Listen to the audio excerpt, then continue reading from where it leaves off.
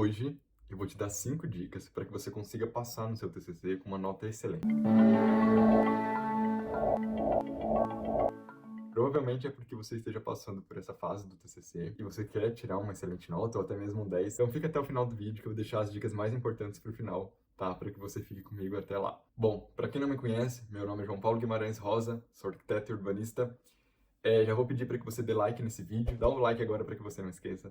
Se inscreve no canal e deixa aqui embaixo nos comentários se você está nessa fase do TCC ou se você já é formado, para que eu saiba. Eu hoje, atualmente, como arquiteto, eu participo de bancas, né, como arquiteto convidado, então eu tenho um pouquinho de experiência nesse sentido. Também tenho experiência, né, quando fui estudante, e eu tirei 10 no meu TCC também, então eu acho que eu posso te ajudar de alguma forma. Então vamos lá que eu vou te dar essas 5 dicas e eu tenho certeza que se você aplicar elas de fato, você vai ter uma nota excelente ou até mesmo tirar um 10. E aí, eu posso ouvir algumas vozes dizendo assim: mas João, eu não quero tirar um 10. Se eu tirar 7, se eu conseguir passar, se eu tirar 7,5, se eu conseguir passar, tá ótimo, eu não preciso mais do que isso. Mas não é bem assim, vamos conversar sobre isso. Bom, gente, como eu disse, eu participo de bancas de TCC, né, como arquiteto convidado, e eu sei um pouquinho como que funciona, né, essas engrenagens na faculdade, né? Mas não significa sempre que você passou que tá tudo bem, né? A faculdade ela tem um sistema dela, né? As pessoas passam, mas o ponto não é nem esse. Vamos falar de um outro ponto que é o seguinte: se a gente for, né, analisar essa frase, né, projeto TCC, projeto de conclusão de curso, o que que significa isso na prática? Isso significa, na prática, que você vai fazer o seu último projeto. Na verdade, esse projeto, ele vai ser um material, né, um produto final, aonde você vai apresentar para uma banca, que são os jurados, e esses jurados vão lavrar a sua condição enquanto arquiteto que poderá atuar, né, exercer a sua função, né, na sociedade. Então, basicamente é isso. Mas, para além disso, a gente pode ir um pouquinho mais a fundo, porque exercer a função, né, a gente tem que sempre exercer com maestria, né, com dignidade, né. Mas para além disso, pensa o seguinte: uma pessoa que tira 7, né, e a gente vai falar agora de autoestima. Ela 7,5, vamos colocar 7,5 para passar. Ela tira 7,5 ali e ela consegue passar. Mas ela tirou 7,5, então provavelmente não, ela terá várias críticas em relação ao seu projeto, mas ela conseguiu passar. E qual que é o problema? O problema é que foram geradas várias críticas em relação ao projeto dela, e isso pode gerar uma coisa que é baixa autoestima. Ao contrário, né, quando acontece o contrário, quando você tira uma boa nota, né, além da nota em si, né, você tira um 8, um 9, um 10, pensem que acompanhada a essa nota, virão vários elogios. E vocês não têm noção da importância desses elogios para o próximo passo da sua vida, né, da sua carreira profissional, que é atuar no mercado de trabalho. Então, esses elogios, eles te ajudam muito, gente, de verdade. Eu falo isso por mim, eu falo isso pela experiência que eu tenho nas bancas, né? Eu vejo, até tem uma história também de uma amiga que eu presenciei, que foi o seguinte: ela estava uns 3 períodos à frente, né, à minha frente, e ela estava fazendo o TCC dela, ela apresentou o TCC dela, só que ela não passou, gente. Ela foi reprovada no TCC dela. E até pouco tempo atrás eu conversei com ela, isso tem mais ou menos um mês e meio, alguma coisa assim, né? Foi no finalzinho do ano. É, E aí ela me contou, assim, num áudio muito deprimida, né? Fora as outras vezes, né, que conversamos. Ela falou: João, eu não me sinto preparada. Depois que a professora, não vou nem citar o nome da professora, mas depois que a professora X me reprovou, nunca mais eu fui a mesma. Eu sou insegura, eu não consigo chegar para o cliente segura, eu não consigo fazer os projetos. Então perceba que foi um trauma, né, na vida dela isso, e de fato né, gente, porque você estudar 5 anos e chegar nessa fase tão importante da sua vida e você não passar, significa que você não está apto a exercer essa profissão. E se você não aprendeu isso em 5 anos, né, é muito difícil. Mas é importante, entende, que quando você tira um 10, por exemplo, né, que foi o meu caso, você já sai de lá com uma autoestima muito grande, né, porque é a banca lavrando a sua excelente condição enquanto atuante, né, da profissão. Então, percebam que não é só passar no TCC, não é só, ai, João, se eu tirar 7,5 tá bom. Não, gente. E isso também, se a gente for pensar, é uma crença limitante também. Por que você tem que tirar Por que você tem que tirar 7,5, sabe? Por quê? Não faz sentido. Né? Tirar um 10 é muito melhor, sabe? E é uma fase importante da sua vida. Então vai atrás do 10. Se você não conseguiu 10, tá tudo bem também, mas se você tirou 8, ou um 8,5, sabe? Que é uma excelente nota. Mas se você mirar no 7,5, é muito provável que você, né, que você ainda tire um 6, não sei. Então mira no 10 para que você consiga tirar um 8, né? Mas eu miraria no 10 para tirar um 10, que foi o que eu fiz, sabe? E tem uma questão também de segurança no seu TCC. Porque, por exemplo, eu mirei no 10 e eu tinha certeza que eu ia passar na banca. Tanto é que eu já contei essa história, eu chamei a minha família, né, as pessoas mais próximas, para assistirem o meu TCC, a minha apresentação. Por quê? Porque eu tinha certeza que eu ia passar. Se eu não tivesse certeza, eu não teria chamado, né? Mas a única certeza que eu não tinha é que eu conseguiria esse 10, que era o que eu estava almejando. Então eu não sabia se eu conseguiria. Mas se eu conseguiria passar, eu não tinha dúvida disso. Porque eu trabalhei muito, eu ralei muito, muito, muito, muito, né? Então eu tinha certeza que eu conseguiria. E consegui o meu 10, enfim, fiquei super feliz. Mas isso também me deu autoestima, tá? Então esse é o primeiro ponto. Bom, então vamos lá. Você já entendeu que você tem que mirar no 10 e que você tem que tirar a melhor nota possível. Questão de autoestima. Mas beleza, então, mas como a gente faz isso, João? Então vamos lá que eu vou soltar as 5 dicas. E importante dizer que essas 5 dicas, né, eu separei aqui, elenquei as principais para mim. É lógico, tem outras. Mas essas 5 dicas, elas, basicamente eu utilizo elas para avaliar os projetos, né, dos orientandos de TCC e das bancas finais. Então, esses projetos precisam ter esses elementos que são fundamentais para que você consiga ter um bom projeto, sabe? Então, fica até o final, que eu vou deixar a última dica para o final, que também é muito importante essa dica. Então, me acompanha até lá, beleza? Bom, a primeira dica não poderia ser outra, que é em relação ao tema, né? A gente já sabe que o tema em arquitetura, né, a escolha do tema no TCC, ela precisa ser uma escolha relevante, né? Ou seja, esse tema ele precisa ter uma relevância social. Por isso que a gente vê tantos, né, hospitais, escolas, centros culturais, edifícios multifuncionais, de uso misto, ou até mesmo conjuntos habitacionais, né? Porque esses projetos eles têm uma relevância social, né? Tem um impacto social muito grande. E isso não é novidade, eu acho, para vocês, né? Então, vocês sabem que esse tema ele tem que ter uma profundidade, ele tem que ter um impacto social positivo. Mas eu quero trazer uma outra questão aqui. Para além disso, a gente pode pensar em um tema que tenha um grande impacto, além desse impacto social. Que, por exemplo, é o seguinte: ele pode ter você pode escolher um tema que esteja em voga agora, né? Agora tem, né, nesse exato momento que eu estou gravando esse vídeo, tem 2 temas que estão em voga, infelizmente, né? Que é a crise humanitária dos indígenas, né? Especificamente lá na Amazônia, né? Dos Yanomamis, e também o terremoto que teve agora recentemente, né, que também é um tema que está em voga. E você utilizar esses temas que estão em voga, além de ser, né, temas extremamente relevantes, esses temas, ele tá na cabeça de todo mundo, né? Então, ele tem um impacto maior, entende? O meu TCC mesmo, por exemplo, quando eu escolhi ele, ele estava muito em voga. Ainda está, infelizmente. Ontem mesmo eu liguei o jornal e infelizmente teve um acidente, né? O meu tema do TCC foi um centro para refugiados, mas é um centro fixo mesmo, não é itinerante, né? Perdão, não é emergencial. E, e ontem mesmo eu vi uma reportagem. Então são 3 temas que estão assim em voga, que é os refugiados, que são os refugiados, a crise humanitária, né, dos refugiados, a crise humanitária dos indígenas e a questão do terremoto também, que é uma crise humanitária também, né, que agora está acontecendo. Então são temas que além dessa relevância social tá aqui, tá agora no presente, e ele tem uma força muito grande. E eu acho que isso é importante vocês considerarem. E só que é um ponto importante também, você precisa é, gostar do tema, obviamente, né? Não é porque estão em voga que você necessariamente precisa escolher esse tema. Não, muito pelo contrário. Se você se identificar com outro tema que não esteja em voga, mas você gosta dele, é melhor que você faça ele do que um que esteja em voga, mas né, que não seja caro para você. Então não faz o menor sentido essa escolha. Mas por que também essa escolha, por que a questão do tema é tão importante, gente? Por exemplo, eu vou dar um exemplo aqui.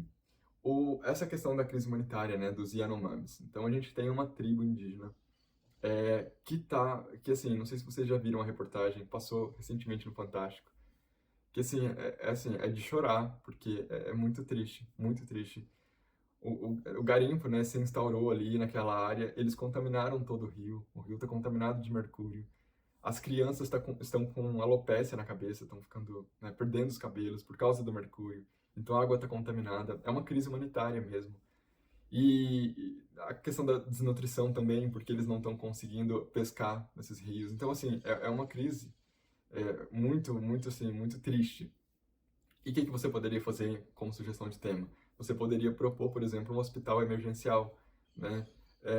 Enfim, e aí, assim, eu vou colocar aqui, né? E vocês precisam pensar muito bem sobre esse tema, mas poderia colocar um hospital emergencial. Poderia até criar uma comunidade, né? Porque a gente está no coração da Amazônia, então criar uma releitura de uma comunidade, mas não para que você faça uma nova arquitetura, muito pelo contrário, para que você contribua com o que você tem, né? Atrelado com essa tradição e com essa cultura indígena, mas que você desenvolvesse uma comunidade sustentável capaz de captar essa água e filtrar essa água, né?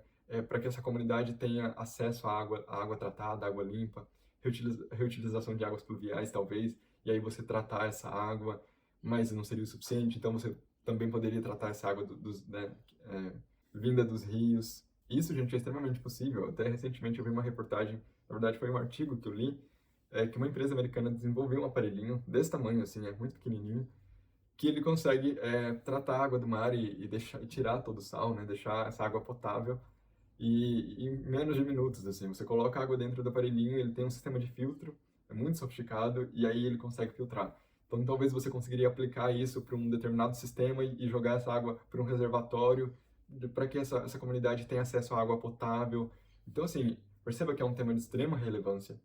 Você está dando uma solução incrível, né? É um tema que está em voga, que é muito caro para as pessoas, porque isso está latente na gente, a gente está vendo as imagens, as reportagens, são imagens chocantes, assim, então você já trazer um tema tão forte e conseguir resolver esse tema, assim, meio caminho andado, não tenho dúvida disso, tá? Então, essa é a primeira dica. A segunda dica é em relação ao terreno, a escolha do terreno, né? Isso é uma coisa muito importante, gente. Presta muita atenção nessa dica, porque é uma coisa que eu vejo as pessoas errando muito aqui. Bom, e aí outra coisa, né? Todo mundo sabe da relevância da escolha do terreno, que você precisa escolher um entorno que seja um entorno coerente, né? Que tenha uma malha urbana que seja acessível. Acessível no sentido que tenha pontos, né, de acesso a esse terreno. Tem todas essas questões que são importantes na hora de se escolher o terreno, mas eu não vou nem tocar nesse ponto, porque eu acho que também é uma coisa óbvia. Mas uma coisa que não é tão óbvia e que as pessoas fazem muito, cometem muito esse erro, e que na verdade é um grande tiro no pé, que é o seguinte: algumas pessoas acham que escolhendo um terreno que seja plano, ou seja, que seja livre de curvas, né, topográficas, né, de linhas topográficas, eles, portanto, terão mais facilidade para desenvolver o projeto. Isso pode ser um grande tiro no pé, gente, de verdade. Por quê? Bom, primeiro, que a gente tem duas questões. A primeira é a seguinte: eu falo muito para vocês aqui das condicionantes, né? E as condicionantes, elas são importantes em dois aspectos. O primeiro aspecto é que elas vão ancorar suas escolhas de projeto. A gente já falou sobre isso aqui. Se você não viu esse vídeo ainda, procura aqui no canal que tem. Mas, basicamente, para dar uma breve explicação, a gente tem que pensar no terreno como se fosse um terreno cheio de cabos, né? Com encaixes diferentes, né? Então, cada um tem um tipo de encaixe. E esses cabos, além de encaixes diferentes, né, eles têm cores diferentes, eles estão todos misturados ali. E, para além disso, você precisa, além de entender isso, você precisa conectar essa edificação, né, que também tem cabos e conexões diferentes, né, mas que elas vão se unir, né. Então você precisa conectar a sua edificação ao terreno, né. Isso precisa acontecer para que o projeto, né, nasça, para que nasça, na verdade, um projeto potente. E aí, quando você não tem, né, essas informações, porque perceba que as condicionantes, né, o terreno é uma condicionante, mas ainda dentro dessa condicionante existem algumas nuances, né, tanto de dificuldade quanto de informação também. Então, quanto mais você busca algo fácil, né, então no início, né, então você tem um terreno que é plano, você escolhe um entorno que é mais fácil, entre aspas, que é mais limpo. Quando você vai tirando essas informações, né, você vai despindo o terreno de informações, achando que isso vai facilitar a sua vida, na verdade você está se livrando das condicionantes. E as condicionantes, elas são importantes em dois aspectos. Elas vão ancorar o seu projeto, né? Então, portanto, todas as escolhas que você fizer, você vai ter certeza, você vai ter segurança de que aquilo está correto, porque você ancorou as suas escolhas de projeto nas condicionantes, né? Que é esse cabo que eu te falei que conectou. Então, quando você conecta esse cabo, você tem certeza, você já chega lá na banca mais seguro, porque você não foi uma escolha esvaída de conteúdo, né? Você não tirou da sua cabeça, por que eu vou implantar assim? Ah, porque eu quero. Não, isso teve, né, uma escolha concreta. Então, esse é o primeiro ponto. E o segundo ponto é o seguinte: lembra que eu falei para você dessa questão da nuance, né? Então, além dessa condicionante, ela pode ter suas nuances, né? Então, por exemplo, a questão da topografia. Imagina que você tenha um terreno em declive, tá? Aqui a gente tem um terreno em declive, aqui a gente tem o nível da rua. E aí, você tem esse terreno. E aí tem uma outra situação que você tem um terreno que é plano, né? Nesse terreno aqui, você vai fazer um centro cultural, né? E aí você implanta o edifício, né? Através dessa condicionante, você chega nessa conclusão de que você vai implantar o edifício no terreno, na cota da rua, tá? E aí você vai criar esse pavilhão aqui, conectar aqui. Essa parte de cima aqui, você vai fazer uma grande praça. Aí vai ter uma escadaria aqui, que vai dar acesso na parte de baixo. E aqui na frente você tem uma vista esplendorosa que vai ser um mirante para lá. Percebe a força que esse projeto já tem? E olha que, eu acho que só falando, né, que vai ser uma praça aqui em cima, um centro cultural aqui e um mirante aqui, primeiro que conceitualmente essa ideia, né, já tem uma força muito grande. E você consegue visualizar isso, eu tenho certeza. E posso ir além. Em função da topografia, você definiu essa volumetria, perceba que você define a volumetria, mas para além disso, você ainda percebe que para vencer esse vão, você tem um vão aqui, e você fala, caramba, mas agora eu tenho um pavilhão, eu quero deixar ele em balanço aqui. E aí, você vai chegar em um determinado sistema construtivo, sei lá, uma estrutura metálica, para você conseguir vencer esse vão. Ainda vou além. Você, além de definir a estrutura metálica, você percebe que você vai ter que usar uma determinada estrutura, uma estrutura que seja mais sofisticada para conseguir vencer esse vão. Então você vai começar vai estudar viga-vagão, um monte de estruturas, treliça espacial, para você tentar resolver esse vão. Então tá vendo como uma condicionante, quando você tem uma condicionante importante no seu projeto, ela vai te guiando durante o processo e mais do que isso, ela vai validando as suas escolhas. Agora, quando você tem um terreno que é plano, você já é mais difícil, percebe? Porque essas condicionantes, elas existem, óbvio, mas por ser em quantidade menor e em nuances menores também, né? Elas não são tão visíveis, tá? Então, é necessário que você tenha uma sensibilidade maior para conseguir fazer um projeto aqui.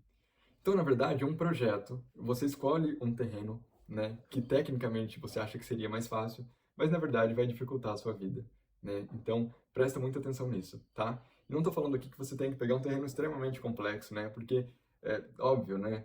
Tem o ônus e o bônus, né? Quando você pega um terreno que é mais complexo, você precisa resolver a acessibilidade, tem umas outras questões, mas eu acho que é isso, gente. Inclusive, é a melhor hora para você colocar isso em prática na faculdade, né? Então, vai fundo, sabe? Não tenha medo. Primeiro, não tenha medo do desafio. Esse é o primeiro ponto, assim. Não tenha medo. E segundo, que ele vai te ajudar. Não tenha dúvida disso, beleza? Gente, uma outra questão que, como eu disse para vocês, é o trabalho final. Então, o que a gente espera, né, enquanto banca, né, avaliadora? Que aquele projeto, ele tenha o máximo de conteúdo possível, né? Que ele seja um conteúdo denso, porque basicamente você tem que aplicar o que você aprendeu, né? Você tem que provar para essa banca que esses 5 anos que você estudou, você está apto a exercer essa função. Então, quanto mais conhecimento você depositar ali, melhor, né? E eu brinco que é um grande caldeirão e você tem que ir colocando temperos lá dentro, né? Então, esses temperos, eles precisam de temperar esse projeto. E esses temperos é isso, são as condicionantes, né? É você, na verdade, não só adicionar as condicionantes, né, nessa mistura, mas dar uma resposta para elas, né? E é uma coisa interessante a gente pensar nisso, né? Porque, trazendo até uma analogia aqui da gastronomia, imagina que para um chefe de cozinha seja muito fácil fazer um risoto de camarão, sei lá. Para ele isso é muito fácil, isso é o básico, né, da culinária. Isso é a base, né? Eu creio, né? Mas agora, se você já tem... Então, imagina uma competição na MasterChef. Então, a pessoa apresenta um risoto de camarão. E aí já tem um outro que sei lá, faz um prato com risoto de cacto, com especiaria de não sei da onde, com calda de não sei o quê. Entende a complexidade de misturar esses sabores, essas especiarias e fazer com que isso combine? Obviamente que se esse estiver bom, não tenha dúvida que ele vai ganhar, né, essa competição. Mas tem que ser bem feito também, né? Então, esse é um ponto. E por que que eu tô falando isso? Porque é isso, gente. A gente tem que mostrar que a gente tem técnica, né? E eu sempre falo isso, que é importante aplicar técnica à concepção do projeto. Então, são duas coisas, né?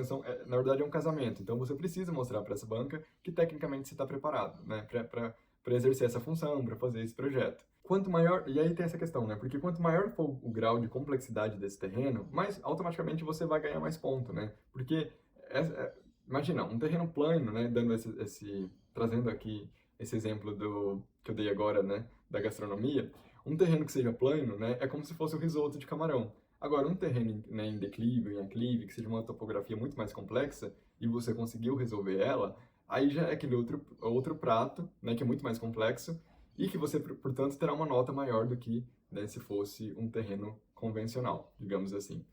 Então tem essa questão também. Então perceba que só tem benefícios, né? Quando você traz um terreno que é mais complexo, na verdade você não está facilitando, é, é, na verdade você não está complicando só a sua vida, porque de fato tem um desafio, né, que é o ônus. Mas tem muito mais bônus do que ônus, tá? Isso é importante. Terceira dica, que também é super importante, e também eu vejo muitas pessoas errando, que é na escolha do sistema construtivo. E aí também tem várias questões aqui. A escolha do sistema construtivo, ela é fundamental por dois aspectos, né? Primeira questão técnica, porque o que eu vejo muito nas bancas são pessoas utilizando um sistema convencional, ou seja, laje, pilar e viga, e geralmente vedação de bloco cerâmico. Bom, e aí vamos falar do primeiro ponto, que é a sustentabilidade. Quando a gente utiliza esse sistema tradicional, a gente tem que entender que o canteiro de obras, né, não só no decorrer, mas principalmente no pós-obra, esse canteiro vai ter muito entulho, né, vai ter muito resíduo. E aí, para a sustentabilidade, isso é um tiro no pé. Você vai estar contribuindo para a pegada de carbono, né, para o aumento da pegada de carbono. E aí é uma questão porque eu vejo muitos alunos que vão falar de sustentabilidade, até eles deixam um slide só para isso. Então eles utilizam estratégias como captação de águas fluviais, reuso de águas cinzas, né? Captação de energia solar, né? Através das placas fotovoltaicas.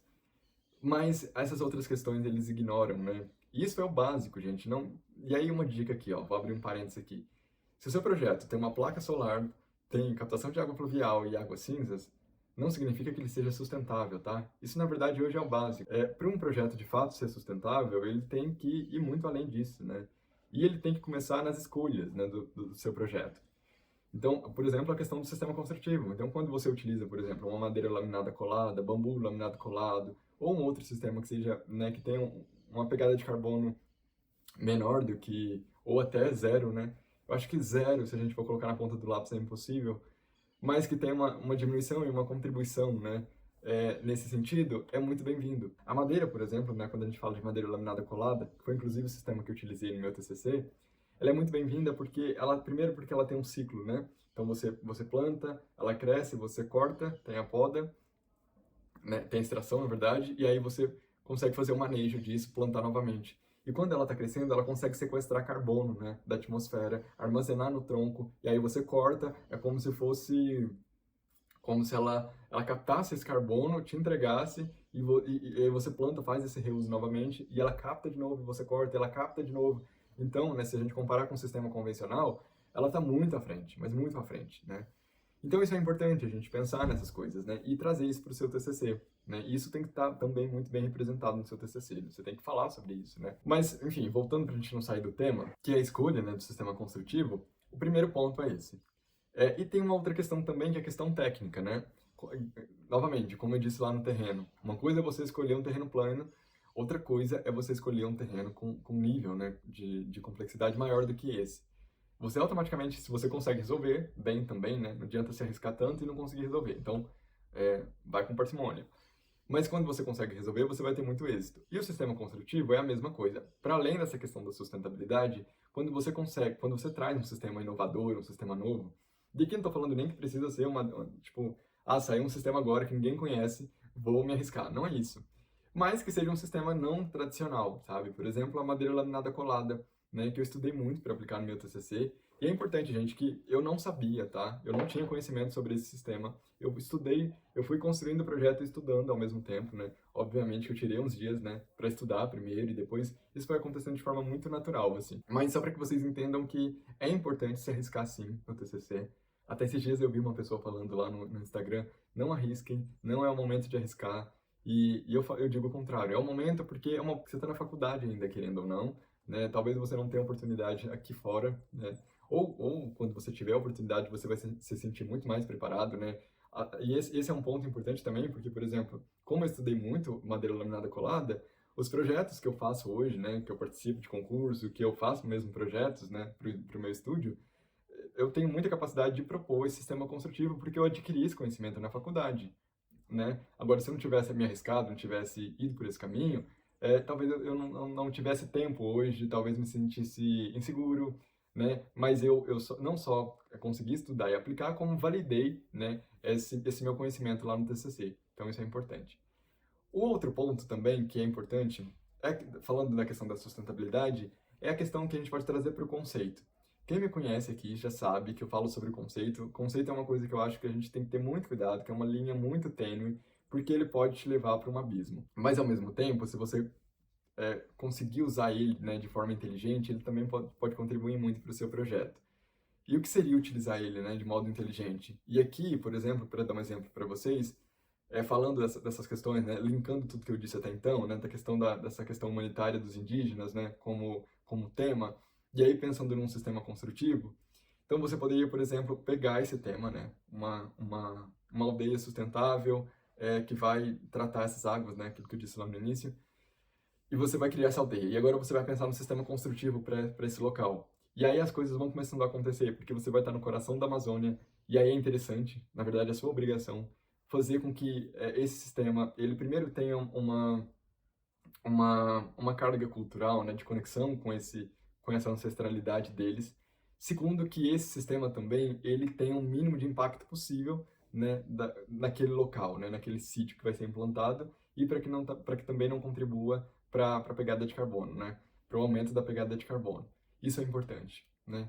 E por que que isso, né, em relação ao conceito, isso aconteceria? Porque tá vendo, através de todas essas escolhas, através desse centro, né, que é a escolha do seu tema, que são essa tribo indígena, os indígenas, você vai estar escolhendo, né, através dessa escolha sustentável também, escolher um sistema construtivo que faça sentido naquele local.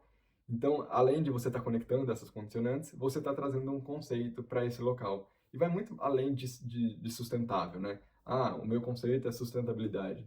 E até porque também eu tenho um pouquinho de birra com essa palavra, porque eu acho que ela está muito banalizada hoje, né? Como eu disse, as pessoas não entendem a profundidade de ser um projeto sustentável, né? Na verdade, do que é um projeto sustentável. Então, essa é uma questão, né?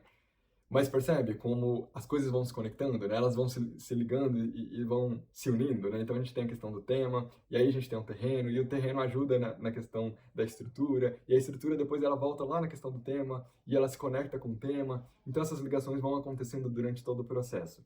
E um projeto potente é isso, sabe? As coisas precisam ter o máximo de conexão possível e respeito, né? Com o entorno, com o meio, para que ele aconteça. E para a gente fechar aqui, né?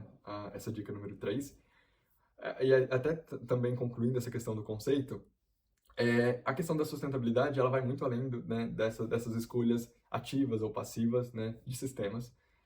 Tem a questão também social, econômica. Então imagina que você pode, por exemplo, construir uma edificação utilizando um material que seja local, né, que seja, além, né, de ter mão de obra local, que seja um material, por exemplo, que venha da terra, né, ou seja, uma taipa de pilão. E aí você, através dessa mão de obra local, você vai estar impulsionando, né, injetando recursos nessa comunidade, né, renda para essa comunidade, você vai estar gerando empregos, né, para essa comunidade. Então, entende como essa preocupação do todo, né? Então, desde a base, né? Você vai pensar nesse sistema construtivo, nesse terreno, mas nessas pessoas que estão ali. Então, o seu projeto, você pode ter certeza que ele vai ter uma força muito grande. Obviamente que isso não dá para ser aplicado em tudo, né?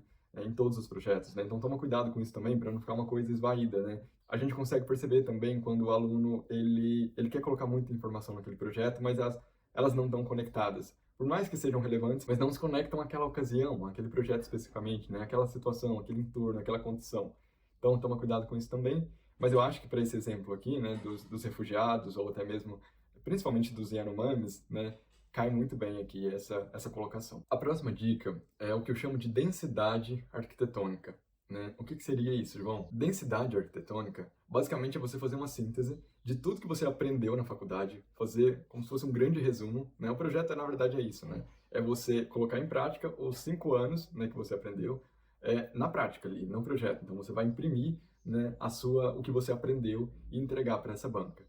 Então, essa densidade arquitetônica é isso, é você apresentar um conteúdo, um projeto, esse produto final, a gente tem que pensar no projeto enquanto um produto final, é você apresentar para a banca esse projeto que seja denso, rico em conteúdo. Então, por exemplo, que o seu projeto ele seja responsivo a todas as condicionantes, para que o seu projeto, né, e quando a gente fala de condicionantes, esteja respondendo às questões bioclimáticas, à zona bioclimática, para que você consiga resolver todas as questões, né, passivas do projeto, então ventilação, iluminação, para que você dê resposta a isso, né, ao entorno, à questão estrutural, né, a gente estuda estrutura na faculdade, então você precisa, até né, do exemplo anterior, você precisa dar uma resposta para essa questão da estrutura, né, então se você propõe um grande vão, aquele edifício ele tem que parar em pé, aquilo tem que estar bem solucionado, né, então tudo isso que a gente aprendeu, né, você pode até fazer esse exercício de voltar lá atrás e pensar, poxa, o que eu aprendi?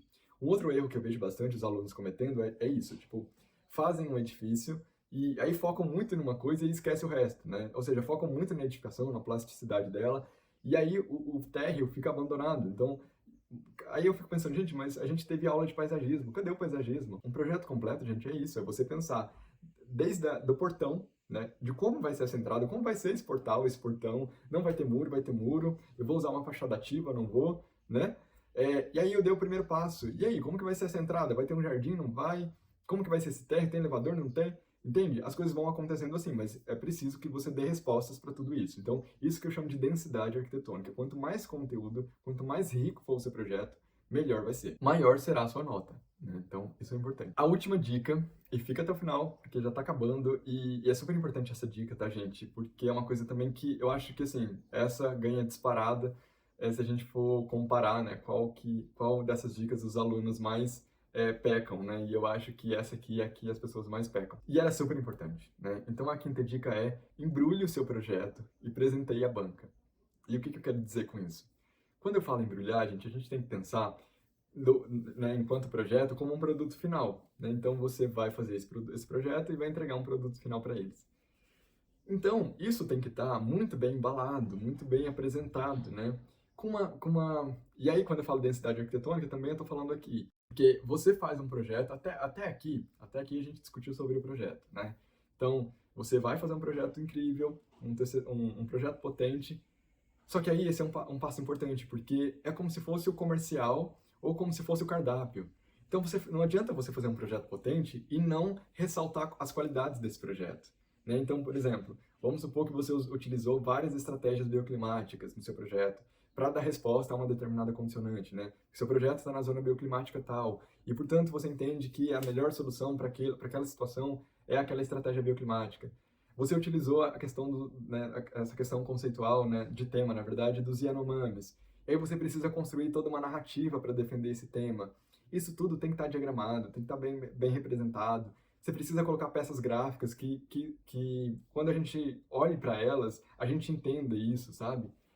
Texto, é uma coisa também que é muito irritante, assim. Então, no máximo 300 palavras, né? O concurso que eu participei no México agora, recentemente, né, que é do Prêmio Félix Candela, eles colocaram esse limite de 300 palavras. E é difícil, gente. Eu falava, gente, isso é impossível.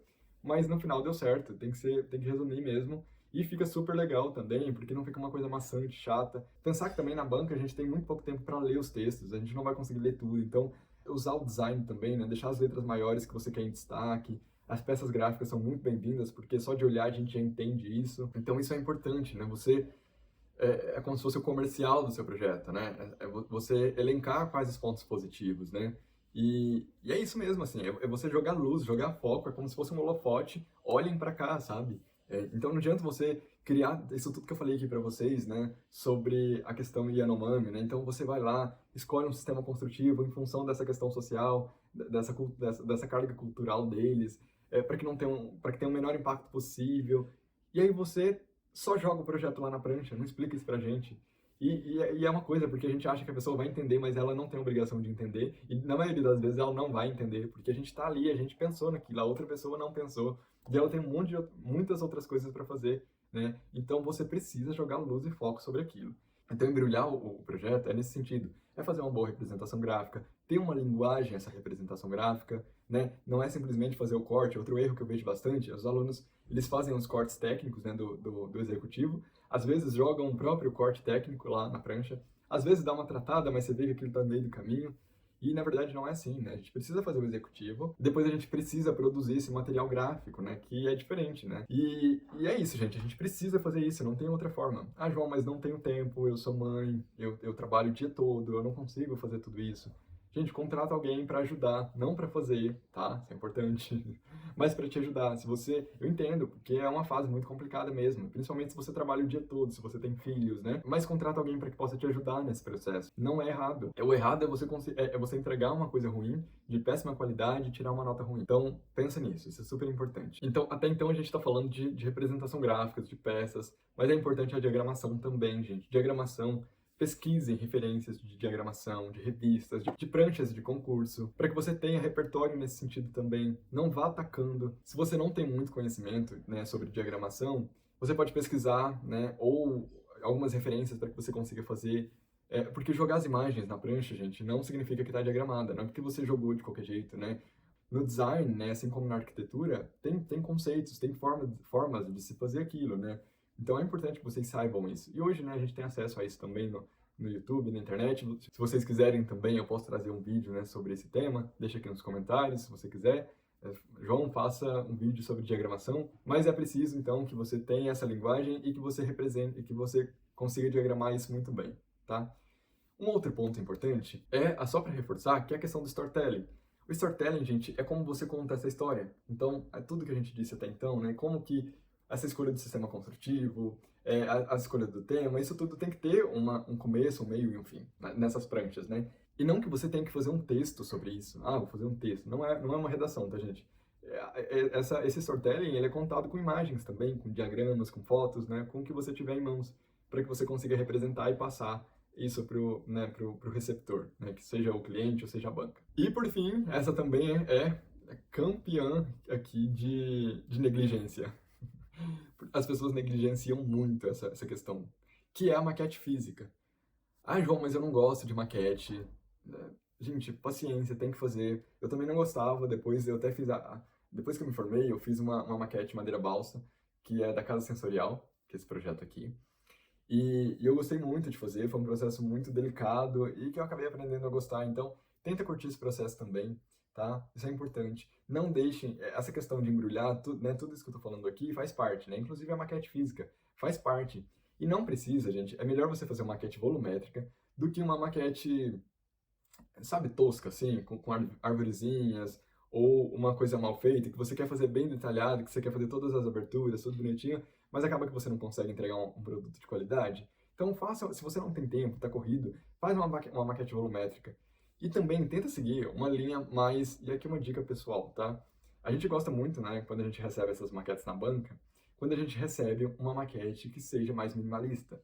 Significa que, né, eu vou mostrar aqui para vocês uma maquete já já, quando você escolhe dois materiais para compor essa maquete, né? Então, concreto, ou até mesmo a madeira, só que a madeira é um material caro, né? Então, você pode utilizar um papel específico, né? Para fazer essa maquete, mas utiliza um papel branco, né?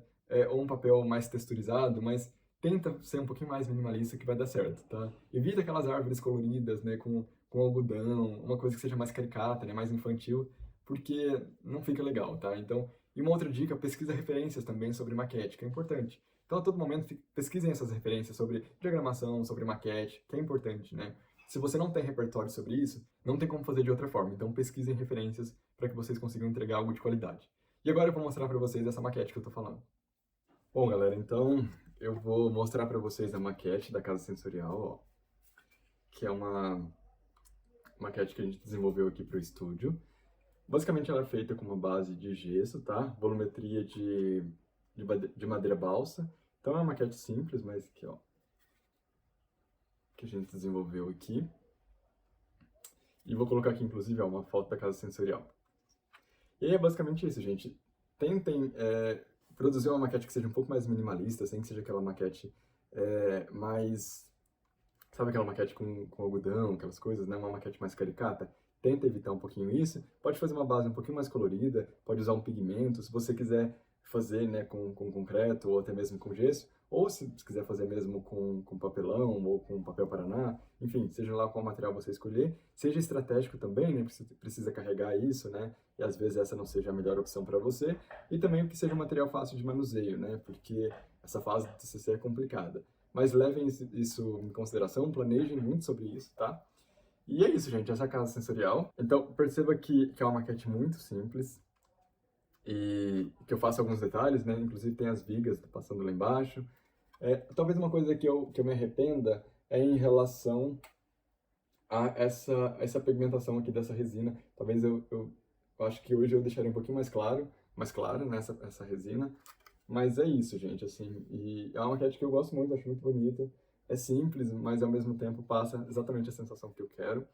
Aqui é uma piscina biológica também, ó. Então, essa representação aqui é da vegetação. Tinha até alguns palitos aqui representando a arborização, mas acabou caindo, né? A cola não segurou, precisa achar uma cola que seja, que tenha aderência, né, a esse gesso. Então é isso, galera. Espero que vocês tenham gostado desse vídeo. Se não deixou o like, deixa o like aqui. Se inscreva no canal e até a próxima.